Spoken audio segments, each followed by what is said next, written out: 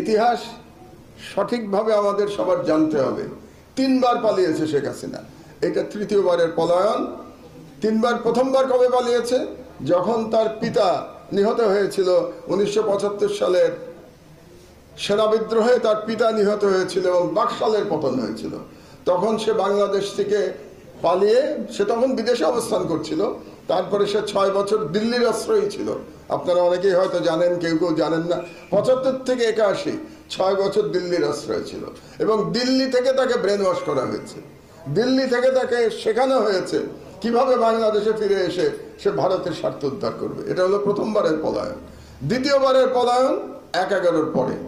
1/11-র পরে যখন সেনাবাহিনী থেকে বলা হলো 2 নেত্রীকে পালিয়ে যেতে, 2 নেত্রীকে বলা হলো আপনাদের দেশ থেকে বের করে দিলে আপনারা বেরিয়ে যাবেন, তাহলে আপনাদের বিরুদ্ধে কোনো মামলা দেওয়া হবে না। শেখ হাসিনা একদিনও দেরি না করে বাংলাদেশ থেকে পালিয়ে গেছিল। শেখ হাসিনা, বেগম খালেদা জিয়া পালান নাই, শি রিফিউজড। তিনি বলেছিলেন আমি বাংলাদেশ ছেড়ে যাব না। আমি ইতিহাসে নিয়ে লেখাপড়া করি, এই জন্য আপনাদেরকে জানাচ্ছি। যখন বেগম খালেদা জিয়া বললেন যে আমি যাব না, তখন একটা মজার ঘটনা ঘটলো। তখন তো পলিটিক্যালি বেগম খালেদা জিয়া জিতে গেলেন হাসিনার উপরে, কারণ তিনি আর্মিকে চ্যালেঞ্জ করলেন, মঈনকে চ্যালেঞ্জ করলেন, চ্যালেঞ্জ করে বললেন আমি যাব না।